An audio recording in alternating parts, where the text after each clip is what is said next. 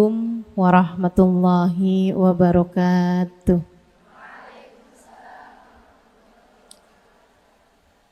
Alhamdulillah. Wassalatu wassalamu ala Rasulillah Muhammad ibn Abdillah wa ala alihi wa sahbihi wa man walah. Subhanaka la ilma lana illa ma 'allamtana innaka antal alimul hakim. Rabbi shrah li sadri wa yassir li amri wahlul 'uqdatan min lisani yafqahu qawli. Amma ba'du. Istiqomah membawa kepada keberkahan. Istiqomah membawa berkah. Ini tema yang diberikan Bu Nyai kepada saya. Jalan lurus yang kita minta. Ihdinas siratal mustaqim. Ya Allah, tunjukkanlah untuk kami jalan lurus-Mu. Tempuhkan untuk kami. Sebab hidayah itu ada dua. Ada hidayah dilalah, ada hidayah taufik. Yang dari Allah hidayah taufik dan hidayah dilalah. Tapi yang dari manusia, kalau kita sebut Nabi Muhammad Al-Hadi, sang penunjuk jalan, sang pemberi hidayah, maka yang dimaksudkan dengan Al-Hadi dalam diri Nabi Muhammad SAW sebagai makhluk adalah yang dimaksudkan hidayah dilalah, hanya sekedar memberitahu jalan. Selebihnya, innaka la tahdi man ahbabta walakinallaha yahdi man yasha. Sesungguhnya engkau wahai Nabi Muhammad tidak dapat memberi hidayah kepada orang yang kau kehendaki, akan tetapi hanya Allah lah satu yang dapat memberikan hidayah kepada yang Allah kehendaki. Kita minta dalam tiap sholat kita keistiqomahan. Ihdinas siratal mustaqim. Ya Allah, tempuhkanlah untuk saya jalan istiqomah. Mustaqim, jalan yang lurus. Lurus. Kami minta itu ya Allah kepadamu. Dari semua hal yang perlu kita mintakan kepada Allah Subhanahu wa taala, Allah meminta kita untuk membaca doa ini setiap rakaat dalam sholat kita. Dalam sholat itu yang pasti surat yang kita wajib baca kan Al-Fatihah. Dalam Al-Fatihah itu hanya ada satu doa. Doanya adalah minta keistiqomahan. Karena Allah tahu itulah yang paling penting untuk dimiliki seorang hamba. Karena Allah tahu itulah hal terpenting untuk kita memilikinya sebagai seorang hamba. Keistiqomahan dalam jalan kebaikan. Ditempuhkan oleh Allah SWT jalan kebaikan. Jadi kalau diartikan itu bukan ihdinas siratal mustaqim, tunjukkan kepada saya Allah jalan lurusmu. Karena kalau tunjukkan itu siapapun dapat melakukannya. Para nabi-nabi dapat melakukannya, menunjukkan kepada kita jalan lurus. Guru-guru kita dapat melakukannya, para dai, para ulama, para syuyukh. Itu semuanya adalah orang-orang yang dapat menunjukkan kepada kita jalan lurus. Yang kita minta kepada Allah Subhanahu wa taala bukan itu. Ihdinas siratal mustaqim, yang kita minta adalah hidayah bukan dilalah, akan tetapi hidayah taufik. Ya Allah, tempuhkanlah untukku jalan lurusmu. Keistiqomahan. Keistiqomahan dalam jalan Allah. Sebab itu hal paling penting, adik-adikku sekalian. Kita perlu minta kepada Allah Subhanahu wa taala agar kita dikaruniai istiqomah. dalam jalan Allah. Ditempuhkan oleh Allah jalan lurusnya Allah Subhanahu wa ta'ala. Ketika Allah menyampaikan surat Al-Fatihah ini, kita doa minta tunjukin jalan lurus. Allah kemudian kasih tahu jalan lurus itu, istiqomah itu jalan yang kayak gimana. Allah nggak kasih tahu siratul Islam, Allah nggak kasih tahu siratus shalah waz zakah wal a'mali salihah, nggak gitu.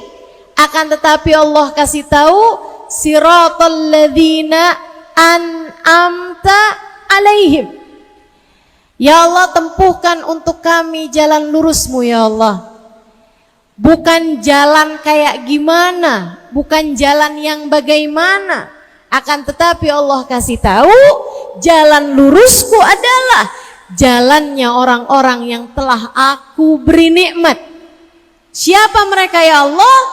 Dalam ayat yang lain Allah menerangkan isinya an'amta alaihim dengan firman-Nya, A'udzu billahi minasyaitonir rajim, man yuti'illaha war rasul faulaika ma'al ladzina an'amallahu alaihim minan nabiyyina wasiddiqina wasyuhada wassalihin. Man yuti'illaha war rasul, siapa yang taat kepada Allah dan Rasulnya, faulaik, mereka semuanya ma'al ladzina an'amallahu alaihim, bakal dikumpulkan dengan orang-orang yang diberi nikmatnya paling banyak dari Allah Subhanahu wa taala. An'amta alaihim tadin. Siapa mereka ya Allah?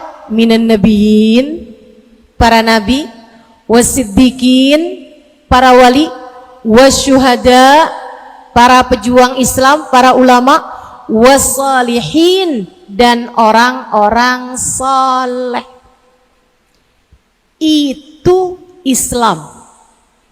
Saudaraku sekalian, kita ikuti jalan orang-orang yang telah menuju Allah, yang telah sampai kepada Allah Subhanahu wa taala hingga di dunia sampai nanti di akhirat kita dapat dikumpulkan bersama dengan mereka.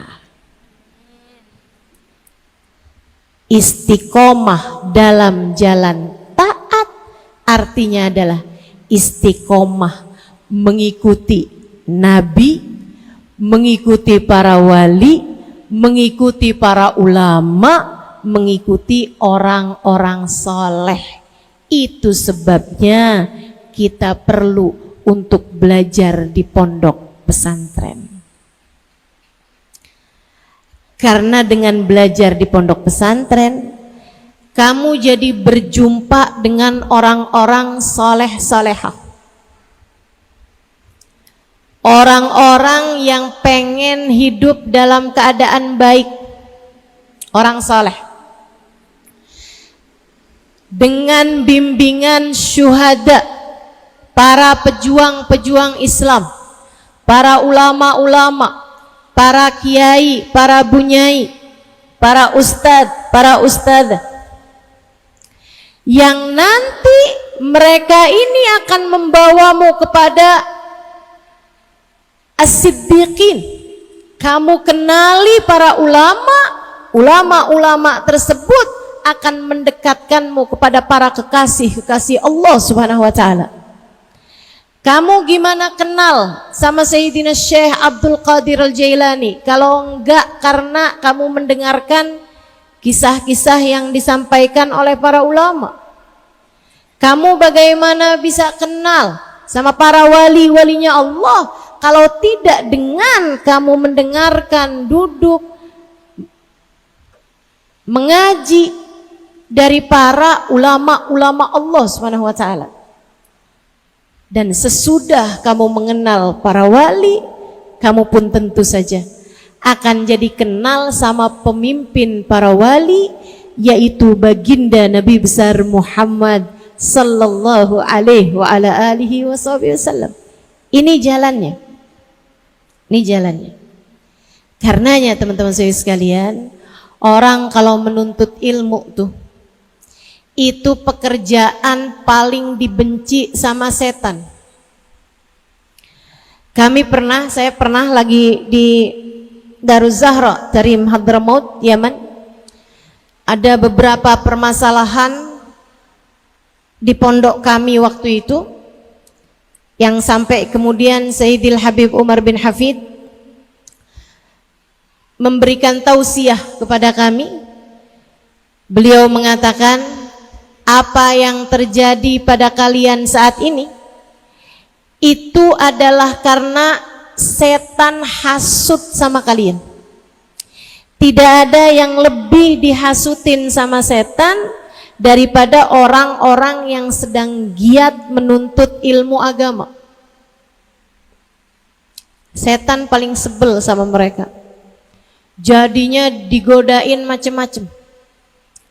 Kamu kalau belajar di pondok pesantren nanti susah dapat pekerjaan.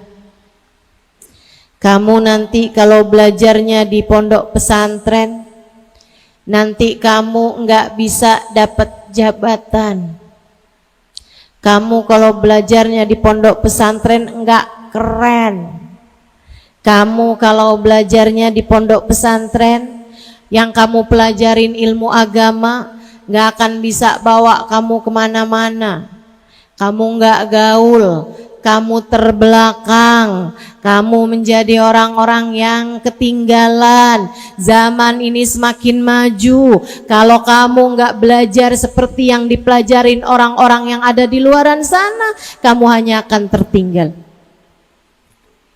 Kamu lupa yang punya alam semesta ini siapa?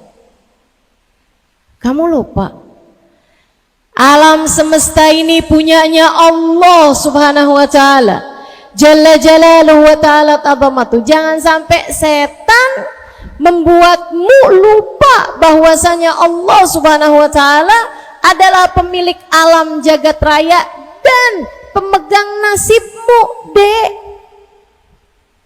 Tentang akan jadi siapa kamu di masa depannya, siapa yang bisa tahu?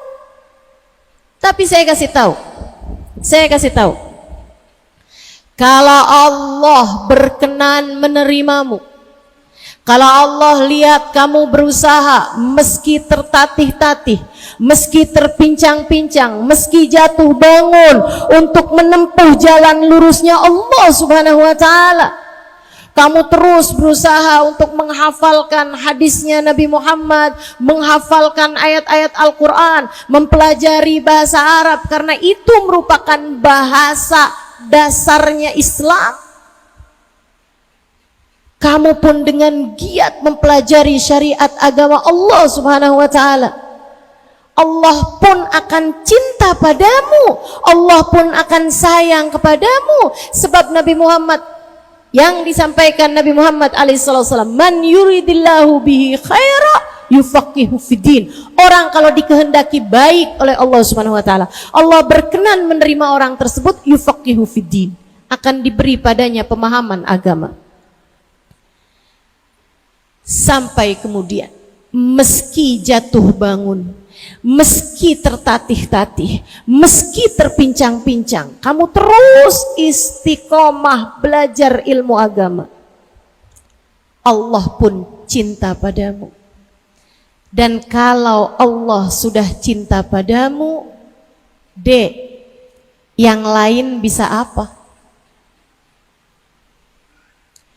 Kalau Allah sudah cinta padamu, yang lain ngaruh apa dalam hidupmu? Apa sih yang kamu cari? Kalau yang kamu cari sekedar harta, kamu harus tahu yang bagi harta, yang bagi rizki itu Allah Subhanahu wa ta'ala. Pemilik harta, pemilik rezeki itu Allah Subhanahu wa ta'ala. Orang-orang aja yang pada salah alamat. Alamat rezeki adanya pada Allah. Kalau ada orang nih, saya mau pergi umroh naik pesawat yang menuju Amerika, sampai apa enggak kira-kira? Sampai apa enggak? Enggak sampai. Kenapa gitu? Karena dia tidak menuju kepada alamat yang sebenarnya. Orang itu kalau mau nyari apa-apa, nyarinya sesuai alamat, biar sampai. Saya kasih tahu, Dek, alamatnya rezeki itu adanya pada Allah. Huwar Razzaq, kata Allah, dzul quwwatil matin. Allah lah satu sang pemberi rezeki, dialah satu sang pemilik kekuatan sejati. Karenanya yang istiqomah di jalan Allah, sisanya mengenai masa depanmu, pastikan Allah akan mengaturnya. Saya ingat salah satu ucapan Mbah Mun. Mbah Mun pernah bilang, itu dulu pernah ada perkumpulan santri, orang tua santri. Di acara tersebut, acara untuk orang tua santri gitu, Mbah Mun bilang, kalau kamu lihat sesudah mondokin anak, kamu lihat rezekimu kok seret. Kalau kamu lihat sesudah mondokin anak, rezeki kamu kok seret, sampai mau kirimin anak aja kamu susah. Sampai mau buat makan hari-hari kamu susah, ambil balik anaknya. Karena pasti anaknya belajarnya nggak bener-bener, nggak sungguh-sungguh. Kenapa gitu? Sebab terhadap para penuntut ilmu, Allah Subhanahu wa Ta'ala memberi jaminan secara khusus terhadap rezekinya lebih daripada jaminan orang mukmin yang biasa. Hamba Allah yang biasa aja, Allah Subhanahu wa Ta'ala mengatakan, a'udzubillahi minasyaitonirrajim, wa min dabbatin fil ardi illa 'alallahi rizquha wa ya'lam mustaqarraha wa mustaudaha. Tidak ada sesuatu melata di atas muka bumi melainkan wajib bagi Allah untuk memberikan rizki padanya. Dan Allah tahu di mana tempat tinggalnya, di mana dia berasal, di mana sekarang dia sedang berada. Mustaqar sama mustauda, Allah tahu semuanya. Allah tahu tempat asli saya ada di mana, Allah tahu sekarang saya beradanya di mana. Rezekinya nggak akan pernah salah alamat. Rezeki saya hanya akan sampai kepada saya. Itu janji Allah Subhanahu wa Ta'ala terhadap semua makhluk. Dek, kamu nggak usah pusing-pusing mikirin rezekimu nanti kalau kamu umur 25 tahun. Kamu nggak usah pusing-pusing nanti kalau masa depan saya gimana, saya kalau saya cuman belajar di pondok pesantren nanti saya nggak dapat begini, nggak dapat begitu. Nggak usah pusing. Gajah nggak pernah sujud aja gemuk-gemuk. Kecoa nggak pernah facial pada glowing. Nggak usah khawatir urusan rezeki, Dek. Nggak usah khawatir. Ini terhadap semua makhluk aja Allah akan sampaikan rezeki mereka kepadanya. Apalagi kepada orang mukmin. Orang mukmin, man yattaqillaha yaj'al lahu makhraja wa yarzuqhu min haitsu la yahtasib. Orang yang bertakwa kepada Allah akan selalu ada jalan keluar bagi setiap permasalahannya dan akan diberi Allah rezeki dari arah yang bahkan tidak dia sangka-sangka. Orang mukmin biasa terhadap para penuntut ilmu rezekinya lebih-lebih lagi. Jaminan rezekinya lebih jelas lagi. Jadi gak usah khawatir urusan rezeki. Kamu deketi Allah, kamu sambungkan diri kamu sama Allah, kamu persembahkan dirimu kepada Allah Subhanahu wa Ta'ala, istiqomah di jalan Allah Subhanahu wa Ta'ala, dan urusan rezeki apalagi yang lain-lainnya semuanya akan sampai kepadamu dengan cara-cara yang paling indah. Gak usah sibuk-sibuk mikirin jodoh, Dek. Semuanya juga tahu jodoh tuh adanya di tangan Allah. Gak usah khawatir. Kan ada istilahnya tuh. Garam di laut Asam di gunung, kebalik. Asam di gunung, garam di laut. Di bumbu rujak ketemu juga. Iya kan? Kalau udah jodoh nggak kemana pasti ketemu juga. Tenang aja, tenang aja, tenang aja. Dan saya sampaikan kepada adik-adik di sini, walaupun saya yakin saya husnudzon, insya Allah nggak ada yang kayak begitu. Tapi dek, pacaran tidak mendekatkanmu kepada jodoh.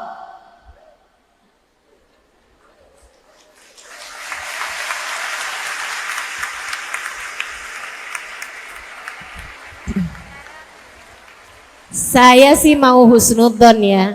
Saya husnudzon nih adik-adik nih nggak ada nih yang pacaran. Semoga Allah tidak menjadikan saya kecewa dengan persangkaan saya. Saya punya persangkaan santri nggak ada yang berani melakukan apa yang diharamkan Allah SWT. Kamu kalau pacaran nggak mendekatkanmu kepada jodoh. Ada berapa banyak orang pacarannya sama siapa, kawinnya sama siapa? Bukan begitu? Iya. Nggak ada. Pacaran tidak mendekatkanmu kepada jodoh. Apalagi pacaran tidak mendekatkanmu kepada kebahagiaan hidup rumah tangga. Sama sekali enggak. Sama sekali enggak. Ustazah, kan pacaran biar kenal nih sama orangnya, jadi kita nggak salah pilih. Jadinya saya bisa tahu nih orang ini cocok apa enggak sama saya. Jadi kalau nikah nanti saya nggak nyesel gitu. Ya ampun dek. Saya sering banget dengar para istri curhat, padahal dia ustazah waktu pacaran sama saya. Kayaknya tuh dia bilang gak ada perempuan cantik selain kamu. Sekarang ustazah begitu dan nikah sama saya 5 tahun, dia bilang semua perempuan cantik selain kamu. Yang bermula dengan aku tak sanggup hidup tanpamu, berakhir dengan aku tak sanggup hidup denganmu. Pacaran. Kenapa bisa begitu ya ustazah? Zayyana syaitanu lahum a'malahum. Allah mengatakan dalam Al-Quran, setan itu menghias-hiasi yang jelek-jelek jadi kelihatan cakep.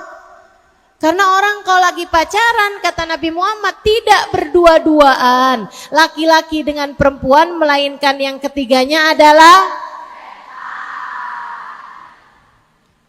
kamu udah tahu kan? Kamu udah tahu. Kamu udah tahu. Makanya jangan. Nggak usah pusing mikirin jodoh. Nggak usah. Nggak usah. Udah diatur dari atas langit sana. Biarkan Allah aja yang ngatur. Jangan kamu libatkan setan dari sejak awal pernikahanmu. Sebab setan enggak akan mau dia untuk cabut dari sesuatu yang memang dia sudah diundang sebelumnya. Kamu setiap pacaran berduaan sama laki-laki itu kamu kok lagi ngundang setan. Kita ketemuan yuk. Kamu kirim WA ke pacar kamu. Itu yang terkirim bukan cuma nama pacar kamu doang, tapi sama setan juga. Dijawab tuh. Oke. Sama pacar kamu dan sama setan juga. Jadi saat berdua-duaan sebenarnya nggak pernah berdua kamu. Yang ketiganya adalah, makanya begitu habis selesai nikah, setan yang itu sekarang berubah, tujuannya adalah untuk memisahkan keduanya. Sebab kalau orang belum nikah, setan berusaha untuk mendekatkan dia kepada perzinaan. Sementara kalau udah orang menikah, tujuan setan adalah justru memisahkan keduanya. Jangan Jangan mau begitu adik-adikku sayang, jangan. Jangan aja. Udah nggak usah repot-repot urusan jodoh. Tenang aja dek, kalau udah jodohnya nggak akan kemana. Saya baru tahu mukanya suami saya sesudah akad nikah. Baru tahu saya, oh ini dia suami saya. Untung aja cakep. Saya sih nggak nyesel, nggak tahu dia. Masya Allah. Nggak pakai, jangankan pacaran, perkenalan pun enggak. Enggak tahu saya muka dia kayak gimana. Dia juga nggak tahu bininya kayak gimana. Kayak beli kucing dalam karung.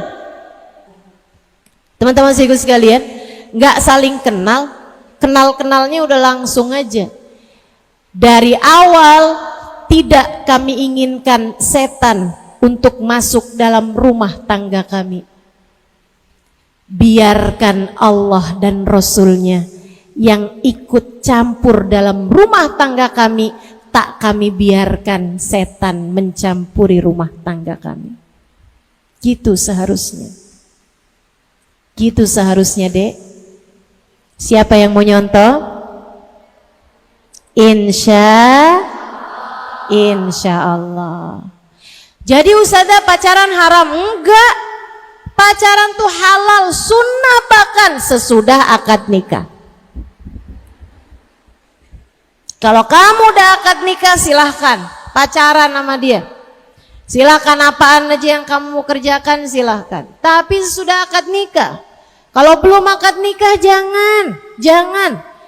jangan melibatkan setan dalam kehidupan kamu dek, jangan, nanti hanya akan ada penyesalan dalam kehidupan kalian. Sekarang kalian belajar di pondok pesantren, saatnya untuk istiqomah menjalankan taat pada Allah Subhanahu wa taala. Di sanalah terdapat segala keberkahan dalam kehidupan. Ngikutin jalannya ulama, ngikutin jalannya para wali di depan mereka, ngikutin jalannya baginda Nabi besar Muhammad. Apa sih jalannya mereka? Guru saya Habibana Zain bin Smith, Madinah. Kita doakan semoga beliau semakin dipanjangkan umurnya, semakin disehatkan badannya. Kita doakan bersama-sama semoga Allah Subhanahu wa taala menjadikan beliau kerasan di atas muka bumi ini, sehingga terus dapat memberkahi kita umat Nabi Muhammad sallallahu alaihi wasallam dan dapat mengikuti jalannya insyaallah. Habib Zain bin Smith, penulis kitab At-Taqrirat As-Sadidah, jika mungkin teman-teman pelajari, beliau mengatakan tariqatuna thalatha, jalan kita nih, jalan kami, jalan kita, para ulama, para wali, kemudian di depannya para nabi, paling depannya pegang bendera baginda Nabi besar Muhammad.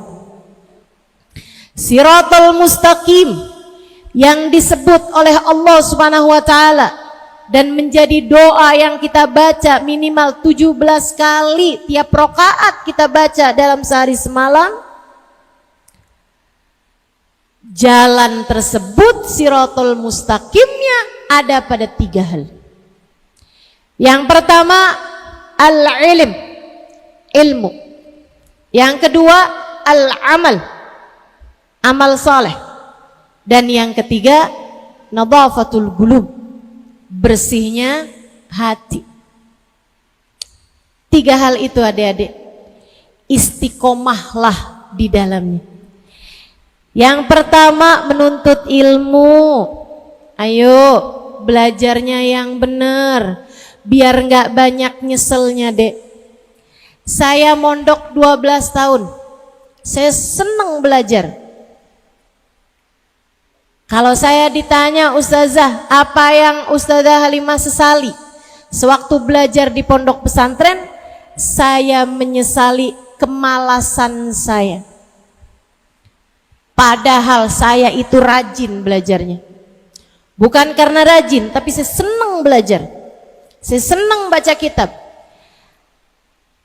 Akan tetapi namanya santri, kadang-kadang ada saatnya malas, ada saatnya ogah-ogahan, ada saatnya kepikiran sesuatu, ada saatnya sumpek, ada saatnya ini, saatnya itu.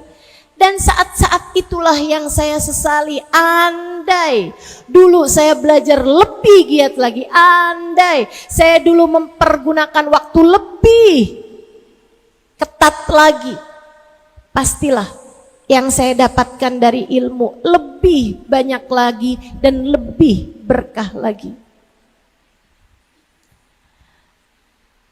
Nyesel. Sama halnya dengan orang-orang sekarang tuh. Nggak ada di antara mereka, ya adik-adik kau tanya sama orang tuanya, apa sih yang mereka sesali dalam hidup? Yang mereka banyak sesali itu kenapa dulu pacaran. Apalagi kalau pacaran terus, ganti-ganti pacar, waktunya terbuang sia-sia. Pacaran 5 tahun ternyata dia bukan jodohmu, 5 tahun kamu jagain jodoh orang lain. Kesian, kesian. Mana sering nangis. Kesian banget, orang kalau lagi pacaran tuh sering banget nangis. Nangisnya pula pakai nutupin bantal. Saya nggak ngerti kenapa kalau nangis harus tutupan bantal. Ada lagi tuh, kalau yang tinggalnya nggak di pondok pesantren, kalau nangis di balik pintu ngapain coba? Nangis di balik pintu. Masya Allah. Menyesal karena kurang istiqomah menjalankan ketaatan, menyesal karena kurang banyak waktunya belajar. Adik-adikku sekalian, masa-masa belajar itu dek sesuatu yang sangat indah, sesuatu yang luar biasa. Dulu para ulama-ulama kita, mereka hidup dengan kitab mereka dan sungguh-sungguh. Bukan hanya dulu, sekarang pun seperti itu. Di kota Tarim, Hadramaut, Yaman sana itu. Ya Allah, ya Allah. Orang-orang dengan ilmu-ilmu mereka, perempuan-perempuan bahkan dengan pemahaman-pemahaman mereka, yang laki-lakinya juga. Saya bulan Ramadan, sebelum Ramadan tahun ini ke kota Tarim Hadramaut Yaman, saya berkunjung ke rumah para hubabah-hubabah, perempuan-perempuan tua di sana untuk minta doa gitu kan. Setiap kali saya pulang dari rumah orang tersebut, dari rumah orang yang saya datengin di kota Tarim, saya dapat hadiah. Apa hadiahnya? Kitab. Kemudian saya liatin kitabnya, ketika dikasih, ini Halimah hadiah buat kamu. Saya bilang, ini apa? Ini kitab yang ditulis suami saya. Ada lagi ini kitab yang ditulis anak saya. Ada lagi ini kitab yang ditulis ayah saya, orang tua saya. Masya Allah, Masya Allah. Berapa banyak orang-orang di sana itu yang sibuk mereka dengan ilmu hingga sampai melahirkan kitab-kitab yang kemudian dapat memberi kemanfaatan kepada lebih banyak umat Islam yang membaca kitab tersebut. Ilmu teman-teman, ilmu. Yuk, belajar yang benar. Dengan ilmu kamu tuh jadi ngerti. Ilmu itu kayak cahaya. Orang kalau masuk ke dalam satu ruangan gelap gulita, nggak ada cahaya, nabrak-nabrak. Jalan sebentaran kepentok kulkas, jalan lagi kemudian nabrak pintu, jalan ke sana lagi nabrak ini nabrak itu, terus begitu. Ilmu itu adalah cahayanya. Dengan ilmu kita jadi tahu harus mengerjakan apa di waktu kapanpun. Saya banyak dikasih Allah Subhanahu wa ta'ala kenikmatan. Banyak. Nggak bisa saya hitung. Banyak, luar biasa. Merasa kurang pantas untuk segala kenikmatan-kenikmatan tersebut, tapi Allah mengaruniakannya. Di antara kenikmatan terbesar yang saya rasakan dalam kehidupan sesudah nikmatnya iman Islam, sesudah nikmatnya iman dikaruniai Nabi besar Muhammad sallallahu alaihi wasallam, nikmat punya guru-guru. Selain daripada itu, salah satu dari nikmat yang paling saya syukuri adalah saya kalau buka Quran, saya baca Quran, saya ngerti maknanya. Enggak semua, tapi banyak. Ketika saya baca, saya ngerti ceritanya, saya paham maknanya. Ya Allah, indah sekali hidup ini. Makasih ya Allah, makasih ya Allah. Manis. Ilmu ini manis teman-teman. Ilmu agama ini nikmat luar biasa. Bingung-bingung apa yang harus dilakukan, baca Quran, buka Quran, dapat jawabannya. Ia adalah sumber kehidupan. Ia adalah muara segala ilmu. Kamu belajar di pondok pesantren, kamu lama-kelamaan akan ngerti banyak dari firman Allah Subhanahu wa ta'ala. Dan dengannya kamu akan tahu bahwa nikmat yang ada di atas muka bumi ini, nikmatnya harta, nikmatnya pakaian, nikmatnya makanan, nikmatnya kehidupan rumah tangga, enggak ada apa-apanya dibandingkan dengan nikmatnya ilmu. Belajar yang benar. Belajar yang benar. Kalian dengan belajar di pondok pesantren, belajar sungguh-sungguh, kalian memiliki kesempatan untuk menjadi hamba yang tercinta di sisi Allah Subhanahu wa ta'ala Jalla Jalaluhu wa ta'ala ta'zamatuh. Jutaan perempuan-perempuan seumuran kalian yang ada di luaran sana sibuk nyari jogetan terbaru buat TikTok. Jutaan perempuan-perempuan seperti kalian di luaran sana ini sibuk mencari-cari ilmu yang akan membuat mereka bisa mendapatkan rezeki, bisa mendapatkan pekerjaan yang memungkinkan mereka mungkin untuk berkehidupan dengan kehidupan yang lebih layak. Jutaan perempuan-perempuan semacam kalian, seumuran kalian di luaran sana sibuk pacaran, sibuk mengerjakan dosa, buka-buka aurat, tampil di hadapan laki-laki yang bukan mahramnya, merayu-rayu laki-laki hanya untuk mendapatkan uang. Akan tetapi Allah memilih kalian. Kalian tidak disibukkan kecuali dengan mempelajari ilmu Allah Subhanahu wa ta'ala.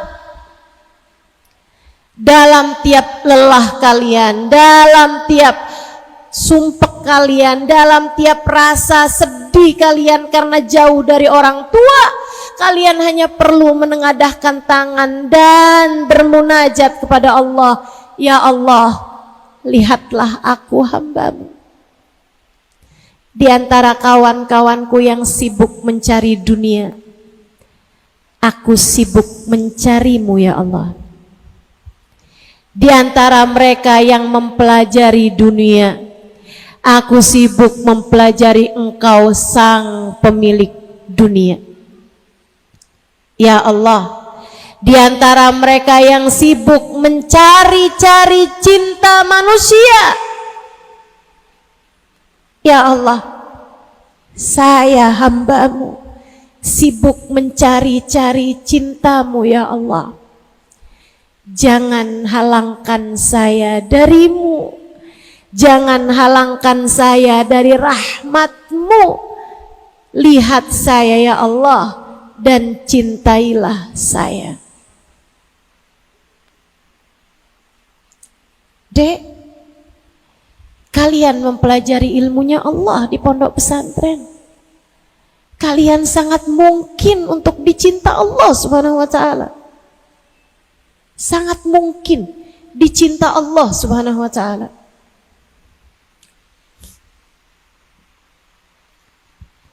Kalian juga sangat mungkin untuk disayang-sayang sama Nabi Muhammad.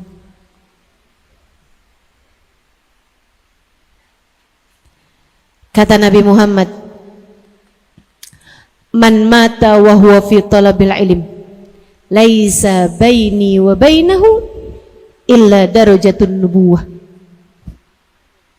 Siapa yang lagi menuntut ilmu kemudian meninggal dunia, belum sempat jadi ulama, belum sempat jadi perempuan yang dapat mengamalkan ilmunya dan mengajarkannya kepada orang lain, dia udah keburu ajal datang menjemputnya. Kata Nabi Muhammad, dia akan bersama denganku. Hanya saja terpaut, aku adalah nabi dan dia bukan. Laisa baini wa bainahu illa darajatun nubuwah.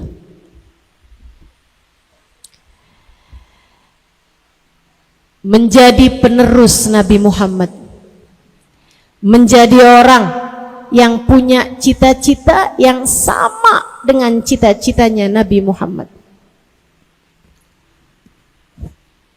Ingin mengemban tugas dakwah, pengen bisa mempelajari ilmu, ilmunya sesudah kita kuasai, kita ajarkan kepada orang lain.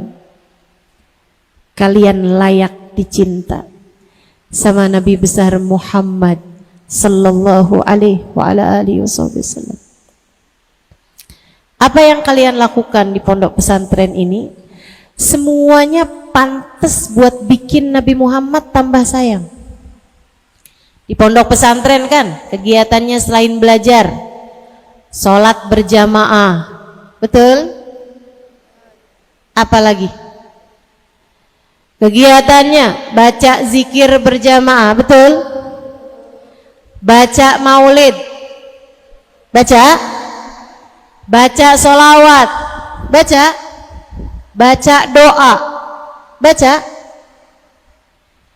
Kegiatannya semuanya sesuatu hal yang pantas untuk menjadikan kalian umat yang dicinta sama Nabi Muhammad sallallahu alaihi wasallam.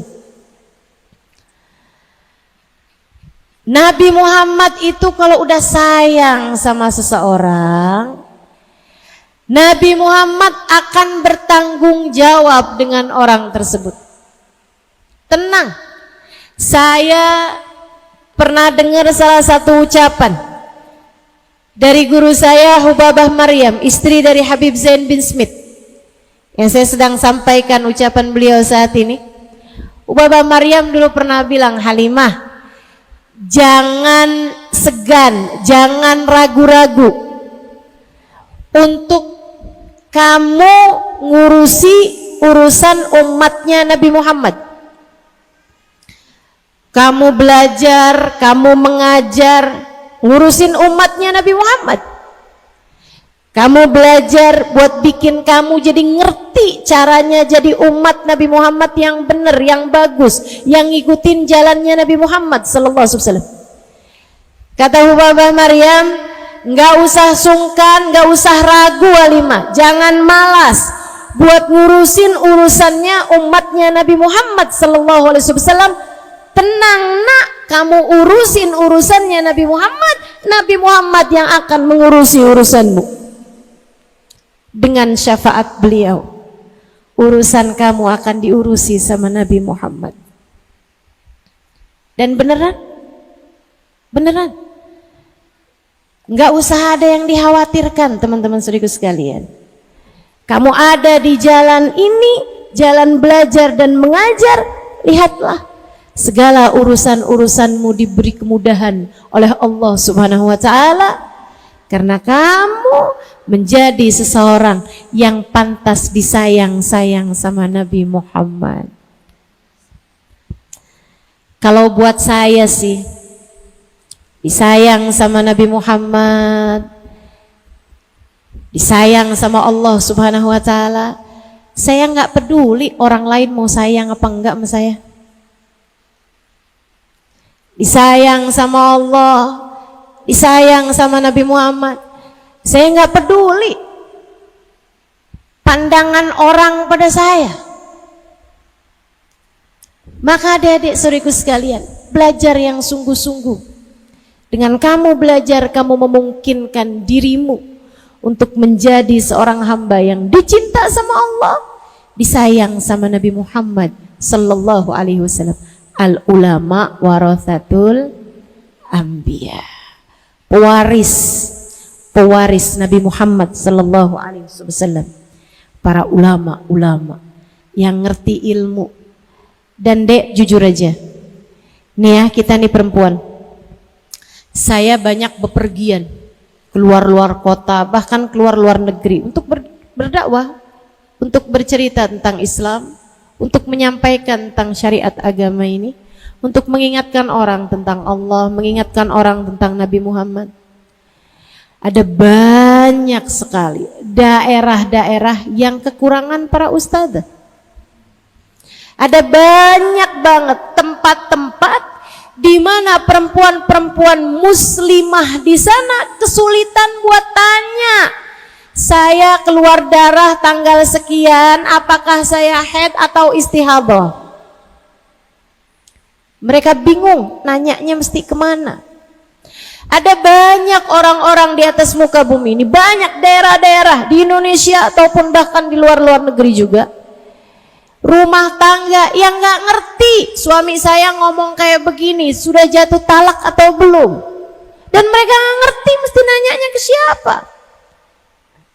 Akhirnya ada banyak orang-orang yang nggak punya ilmu, kemudian menjadi pembicara, menjadi penceramah, yang akhirnya kemudian dianggap sebagai ustadz, dianggap sebagai ustadzah. Orang-orang bertanya kepadanya, dia pun menjawab karena malu ketahuan tidak berilmu. Fa'aftau fadallu wa adallu. Mereka memberi jawaban yang salah, sesatlah orang-orang, dan di orang-orang tersebut juga menyesatkan orang lain. Kesalahan umat ini adalah karena kurangnya orang-orang berilmu yang menyampaikan sesuai dengan ilmu. Ayo dek, ayo, yuk kita bantuin dakwahnya Nabi Muhammad. Kita bantuin agama Allah Subhanahu wa Ta'ala. Intan surullah yansurkum, kata Allah Subhanahu wa Ta'ala. Kamu tolong agama Allah, Allah tolong kamu. Gak usah ragu-ragu. Jangankan harta apapun, Allah Subhanahu wa Ta'ala memenuhinya selagi kamu mengikuti jalannya Allah Subhanahu wa Ta'ala dalam urusan menyampaikan ilmu Allah kepada hamba-hamba Allah. Jangan tunda waktu, belajarlah sungguh-sungguh. Belajarlah sungguh-sungguh ilmu. Yang kedua, istiqomahnya tuh selain daripada ilmu juga amal. Kamu udah tahu ilmunya, amalin, praktekin, jangan tinggal. Jangan tinggal. Sholatnya yang bagus, ibadahnya yang bagus. Sholat berjamaah jangan tinggal deh. Di pondok pesantren nih kan diadakan sholat berjamaah, tapi banyak di antara santri-santri yang kalau pulang sholatnya sendirian aja. Saya suka dapetin itu. Saya juga dulunya begitu. Kalau di pondok pesantren sholatnya berjamaah, tapi kalau udah pulang udah tuh masing-masing aja sholatnya gitu. Kayak yang ngapain nungguin orang mau sholat gitu. Sampai akhirnya di Tarim juga saya banyak belajar tentang bagaimana seharusnya sholat berjamaah dilaksanakan. Saya pernah dapati ada seorang perempuan, dia cerita, saya kemarin ini gak enak makan, Seharian saya nggak enak makan. Saya nangis panjang hari. Saya tanya, kenapa gitu Baba? Soalnya kemarin waktunya Isya saya sholat sendirian, nggak punya temen buat sholat berjamaah. Menangis panjang hari karena terlewat sholat berjamaah. Masya Allah, Masya Allah. Salatul jamaah tafdhul salatul fard 27 darajah. Salat berjamaah lebih daripada orang salat sendirian 27 kali lipat. Makanya begitu nikah, saya ditanya sama suami saya, apa permintaan kamu dari saya? Saya bilang saya nggak mau salat sendirian. Kita harus selalu salat berjamaah. Dia bilang itu aja. Ya itu aja. Alhamdulillah, sampai dengan sekarang kami masih berusaha terus untuk sholatnya dengan berjamaah. Bahkan kalau dia pulang terus dia belum sholat, saya sudah sholat sekalipun saya akan menemani dia untuk melaksanakan sholat berjamaah. Dia pun juga begitu, kalau saya pulang misalnya kesorean atau kemalaman dan saya belum sholat, dia udah sholat, saya akan minta dia untuk menemani saya sholat berjamaah. Dia tidak keberatan, alhamdulillah, untuk menemani saya sholat berjamaah agar sholat saya tidak sendirian. Saudaraku sekalian, Habib Umar bin Hafid mengatakan, Nabi Muhammad tuh sholatnya berjamaah. Tidak diriwayatkan ada satu sholat pun dilaksanakan Nabi dengan sendirian. Nabi Muhammad sholatnya berjamaah. Para sahabat-sahabat Nabi Muhammad sholatnya berjamaah. Para ulama-ulama sholatnya dengan berjamaah. Orang-orang soleh sholatnya dengan berjamaah. Kalau kamu baca kitab I'anatul Talibin di bab tentang sholat jamaah, ada bahasa hum ya'uzun, mereka bertakziah kepada kawannya yang terlewat sholat berjamaah. Jadi kalau ada temennya yang biasa sholat berjamaah barengan, kok waktu itu nggak sholat berjamaah, ditakziahin. Dari pentingnya sholat berjamaah. Habib Umar bilang, Nabi Muhammad sholat berjamaah, para sahabat Nabi Muhammad sholat berjamaah, para wali-wali sholat berjamaah, para ulama-ulama sholat berjamaah. Kamu sholatnya sendirian mau ikutan siapa? Saya ingat Ubabah Maryam almarhumah Al-Haddar bintul Habib Muhammad bin Abdullah Al-Haddar, istri dari Habib Zain bin Smith. Ketika beliau awal kali datang ke Indonesia, banyak mendapatkan curhat. Biasa kan ibu-ibu kan pada curhat tuh. Kalau datang Ubabah gitu kan, pada suka curhat. Datang orang soleh, curhat minta doa. Nah kebetulan yang curhat ini nggak bisa bahasa Arab, Ubabahnya nggak bisa bahasa Indonesia. Jadilah saya harus menjadi dua mata selain dari empat mata mereka itu. Jadilah saya tahu permasalahan hidup rumah tangga orang di saat saya baru aja menikah, baru 2 bulan 3 bulan waktu itu. Dari semua permasalahan rumah tangga orang, di antara pertanyaannya Hubabah kepada mereka, kamu sholat di rumah berjamaah enggak? Dan semuanya mengatakan hal yang sama, enggak, kami sholatnya sendiri-sendiri. Sesudah nggak ada orang, pas lagi nggak ada orang, saya ada nanya sama Hubabah, apa kaitannya sholat berjamaah dengan keutuhan rumah tangga? Hubabah Maryam bilang, ya Halimah, ma tasma' qaul Rasulillah sallallahu alaihi wasallam. Qaul Rasulullah sallallahu alaihi wasallam. Kamu kan pernah dengar hadisnya Nabi Muhammad sallallahu alaihi wasallam, la yusawwuna sufufakum aw la yakhtalifanna qulubakum. Rapikan shaf kalian dalam sholat jamaah atau akan bercerai-berai hati kalian. Jika sholat berjamaah shafnya nggak bener aja, hati bisa bercerai-berai, bagaimana pula dengan orang yang tidak mengerjakan sholat berjamaah? Hatinya sulit bersatu. Lagi pula kalau kita nih pondok pesantren di rumah sholatnya berjamaah, Allah akan pandangnya sebagai satu kesatuan. Dan sering saya sampaikan kepada para istri di luaran sana, ini kan juga walaupun saya nggak doain cepet-cepet, tapi saya berharap semuanya juga nanti kelak akan menjadi istri-istri, akan menjadi istri Kok nggak ada yang amin ya? Dari seorang laki-laki yang soleh insya Allah. Dan dia dapat menjadi istri yang solehah insya Allah. Para istri yang ada depan-depan saya ini, harap simak dengan baik ini ucapan dari orang-orang soleh, solehah, para guru-guru saya. Orang kalau udah sholatnya berjamaah suami istri atau mengerjakan ibadah-ibadah yang lain bersama-sama, suami istri sedekah barengan, suami istri tahajud di waktu malam, suami istri zikir bersama, suami istri baca sholawatan bersama gitu.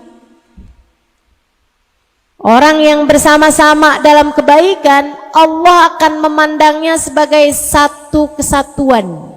Maka mereka yang mengerjakan ibadah bersama-sama akan disatukan hatinya oleh Allah Subhanahu wa taala. Dan ingat-ingatin ucapan saya.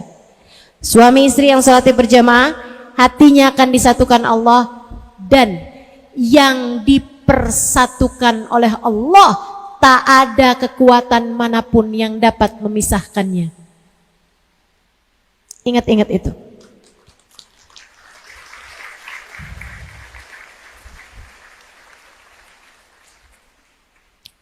Gak usah takut, kerjain ibadah barengan, gak akan dipisahkan, gak ada apapun yang bisa memisahkan.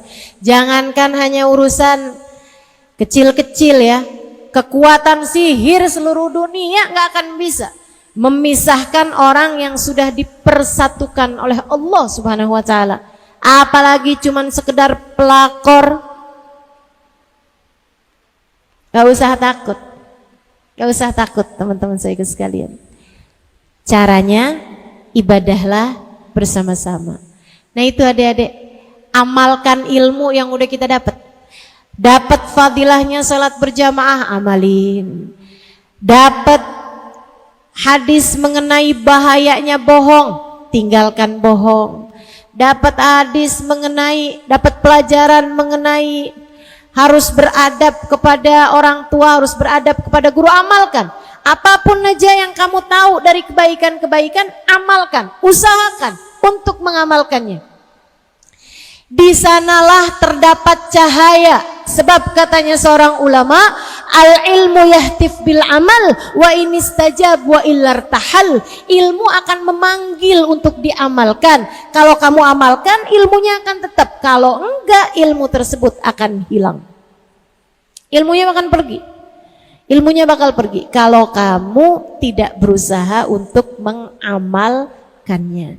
Lagi pula, kalau ilmu tersebut kamu amalkan, lebih mudah bagimu untuk menyampaikannya kepada orang lain. Ilmu tersebut akan ada cahayanya, akan ada pengaruhnya kepada orang-orang yang mendengarkannya untuk dapat mengamalkan ilmu tersebut. Jadi istiqomah di jalan Allah adalah dengan satu, dapetin ilmu, belajar yang sungguh-sungguh. Yang keduanya adalah dengan mengamalkan ilmu.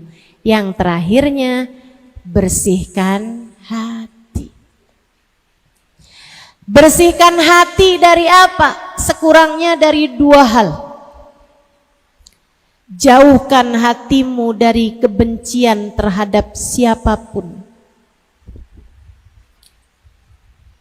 Hati itu punya pekerjaan, dan pekerjaannya hati yang paling besarnya adalah mencintai dan membenci. Karenanya yang harus kamu ingat-ingat dek, nomor satu, hatimu itu dijagain. Jangan biarkan kebencian terhadap siapapun mengotori hatimu. Saya sayang sama kamu. Karenanya saya sampaikan padamu, siapapun yang menyakiti hatimu, siapapun yang pernah berbuat salah padamu, siapapun yang pernah mendolimimu, maafkan dia. Saya sayang sama kamu. Ah, enak aja Ustazah kalau saya maafkan. Enak dia dong. Bukan enak dia. enak di kamu. Sebab kalau kamu tidak memaafkan kesalahan orang, sholat kamu, ibadah kamu tertahan. Kata Nabi Muhammad, salasatun la turfa salatuhum fawqa ru'usihim shibra. 3 kelompok orang sholatnya tidak akan terangkat dari kepalanya 1 jengkal pun. Kalau keangkat aja enggak, bagaimana diterima? Kalau diterima saja tidak, bagaimana dibalas? Tuh, kita tuh kirim WhatsApp ngarepin dibalas kan harus sudah terkirim duluan. Kalau nggak terkirim karena nggak ada sinyal, atau kalau nggak terkirim karena nggak ada pulsa, bagaimana mungkin akan diterima? Kalau diterima aja nggak, gimana mau dibalas? Ada urut-urutannya. Nah, ini kata Nabi Muhammad, 3 kelompok orang kalau sholat atau ibadah yang lain nggak akan keangkat 1 jengkal pun dari atas kepalanya. Siapa mereka wahai Rasulullah? Man amma qauman wahum lahu karihun. Siapa yang menjadi pemimpin sebuah daerah atau pemimpin sebuah komunitas dan rakyatnya atau masyarakatnya benci kepadanya karena kezaliman yang dia lakukan. Pemimpin-pemimpin yang zalim, itu sholatnya nggak diterima sama Allah Subhanahu Wa Taala. Pemimpin-pemimpin yang nggak disayang merakyatnya, sholatnya nggak diterima sama Allah Subhanahu Wa Taala. Kemudian yang kedua, imra'atun batat wa zawjuha 'alaiha sakit, istri yang tertidur malam dalam keadaan suaminya tidak ridho kepadanya. Enggak usah bangun tahajud kalau suamimu lagi marah sama kamu. Enggak usah tahajud nih Ustazah, enggak usah. Ngapain Ustazah? Minta maaf. Minta maaf sama suami. Percuma tahajudnya kalau suamimu belum memaafkan dirimu itu. Minta maaf, minta ridho, baru kerjain ibadah. Sebab selagi suami nggak ridho, sholatmu nggak akan angkat 1 jengkal pun dari atas kepalamu. Dan yang terakhir, ikhwan mutasariman. 2 orang yang sedang bertikai, 2 orang yang sedang nggak akuran. Dalam hadis yang lain, mangkana fi qalbihi syahna, orang yang di hatinya terdapat dendam, belum bisa memaafkan kesalahan orang lain. Itu kalau malaikat rahmat mau nurunin rahmat, mau nurunin ijabah doa, mau menurunkan rasa syukur, sabar, ilmu yang manfaat, keberkahan. Malaikat nih mau menurunkan keberkahan kepada seseorang, akan tetapi orang tersebut belum memaafkan kesalahan orang lain, atau sedang bertikai, sedang musuhan sama salah satu saja dari hamba Allah SWT yang beriman. Allah bilang sama para malaikat, unduru hatta yasallaha, tunggu sampai pada damai, tunggu sampai mereka pada akuran, baru turunkan rahmatku, baru turunkan ijabah doa, baru turunkan berkah, baru turunkan semua kebaikan-kebaikan tersebut. Hanya akan bergantung antara langit dan bumi karenanya. Karena saya sayang sama kamu, kesian. Kalau kamu kemudian belajar tapi ilmunya nggak manfaat, kesian. Kalau kamu ibadah tapi ibadahnya nggak layak diterima Allah SWT. Jangan sampai itu terjadi hanya karena kebencianmu terhadap siapapun. Jangan benci siapapun deh, jangan benci siapapun. Allah nggak kasih izin. Satu-satunya yang Allah izinkan kamu untuk membencinya hanyalah setan. Inna syaitana lakum aduun fattakhiduhu aduwa. Sesungguhnya setan adalah musuh, jadikan dia musuhmu. Setan aja. Jadi kalau kamu lagi benci sama seseorang, tinggal kamu liatin aja, dia setan apa bukan? Selagi dia bukan setan, maka kamu tidak diberi izin untuk membenci seseorang. Seperti apapun kesalahannya, maafkanlah. Jelas? Hatimu bersihkan, jangan biarkan punya kebencian. Ustazah, saya emang gak ada yang saya benci nih dari santri-santri, tapi Ustazah, saya tuh benci banget sama ibu tiri saya. Jangan benci siapapun. Tidak siapapun. Ingat, tidak ada kejadian apapun di atas muka bumi ini kecuali dengan izin Allah. kecuali dengan takdir Allah. Kalau kamu tidak memaafkan kesalahan orang, itu sama saja dengan kamu tidak percaya dan tidak ridho dengan takdirnya Allah. Siapa yang gak ridho sama takdirnya Allah, Allah pun tidak ridho kepadanya. Man radiya falahu ridho, kata Nabi Muhammad. Wa man sakhita falahu sukhut. Siapa yang ridho kepada keputusan Allah, Allah pun ridho padanya. Siapa yang murka kepada keputusan-keputusan Allah, marah, protes, gak terima sama takdir-takdirnya Allah, Allah pun marah kepadanya. Jangan biarkan hatimu terkotori dengan kebencian. Dan yang terakhir, kalau kamu kepengen hatimu bersih, hatimu indah, cintai hanya yang semestinya dicintai. Taruh dalam hatimu rasa cinta kepada yang semestinya dicintai. Siapa ustazah? Allah nomor satu. Kemudian yang keduanya yang Allah sebutkan dalam ma'alladzina an'amallahu alaihim minan nabiyyina wassiddiqina wasyuhada wassalihin. Cintai Allah dan cintai siapapun yang dicintai oleh Allah. Cintai Allah dan cintai siapapun yang dicintai sama Allah. Cintai Allah dan cintai orang karena Allah. Cintai Allah, kemudian cintailah kedua orang tuamu karena Allah. Cintai Allah, cintai suamimu nanti, bukan suami orang, karena Allah.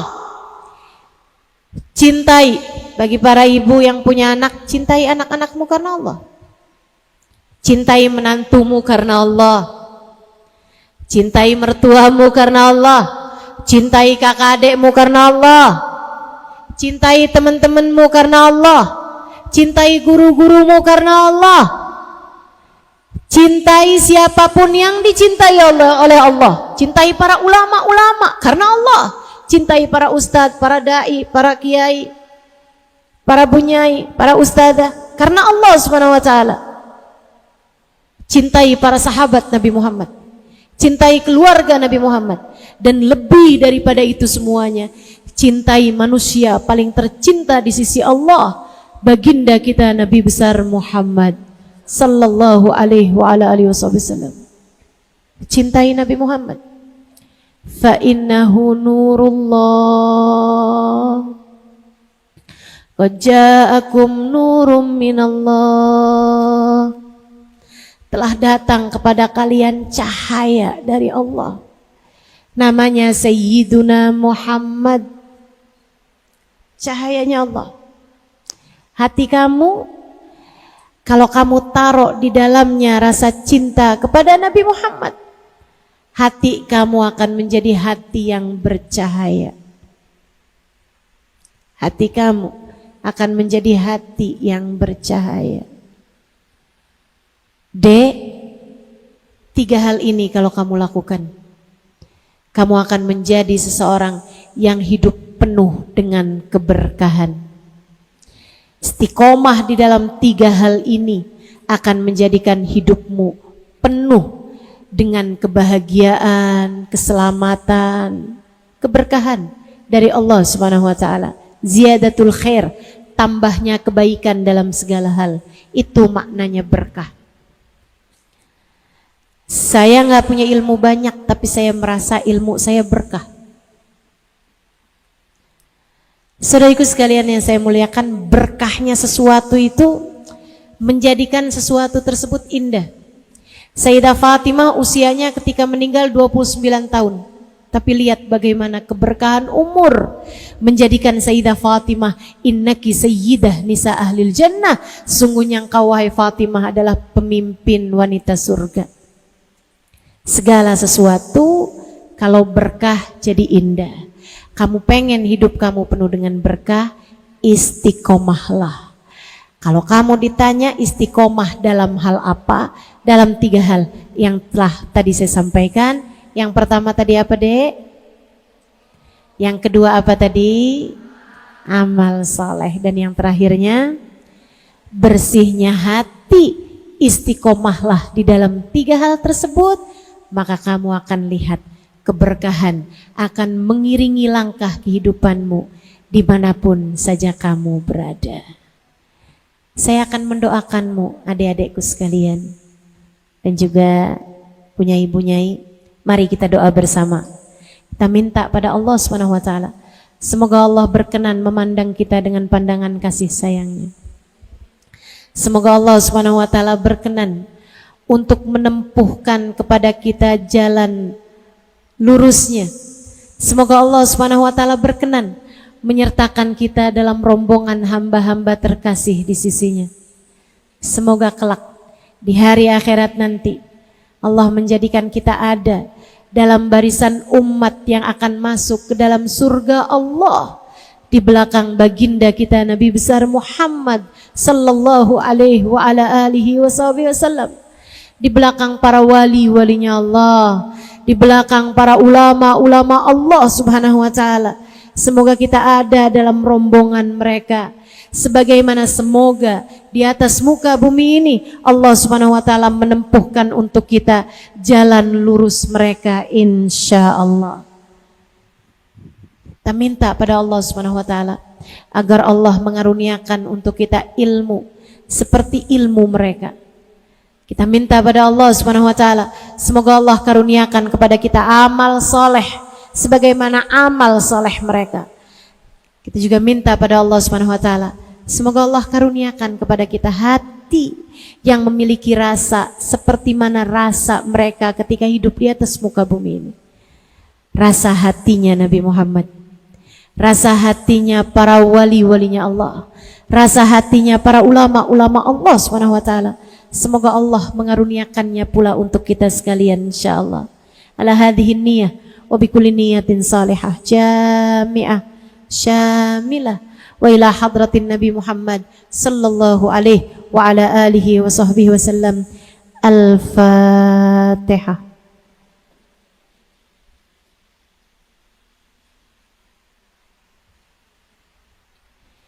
Iyyaka na'budu wa iyyaka nasta'in. Ihdinas siratal mustaqim.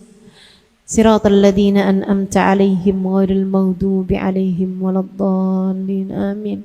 Allahumma bihaqqil Fatihah, birmatil Fatihah, barakatil Fatihah, taftah lana abwabal khair, tu'amilana mu'amalata ahlal khair, takfina min jamil fitan wal mihan bu'us wa dhair.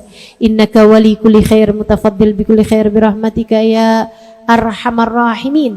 Allahumma inna nas'aluka ziyadatan fid din, barakatan fil umur, wa sihhatan fil jasad, wa sa'atan fil rizki, wa taubatan qabla al maut, wa maghfiratan ba'dal maut, wa afwan indal hisab, wa amanan minal adab, wa nasiban minal jannah, wa razuqna an-nadhar ila wajhikal karim. Allahumma afina min balaik, wa uzi'na syukra na'maik, wa adikna barda afwik wa halawata munajatik.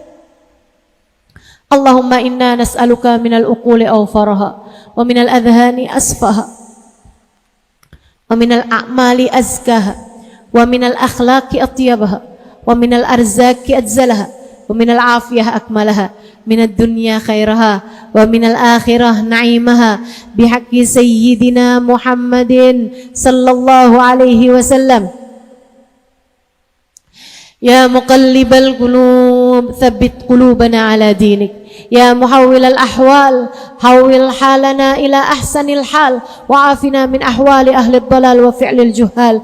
Allahumma akhrij min qulubina kulla qadarin lid dunya wa kulla mahallin lil khalq yamilu bina ila ma'siyatik aw yushghiluna an ta'atik aw yahul bainana wa bainat tahaqquq bi ma'rifatikal khassah wa mahabbatikal khalisah.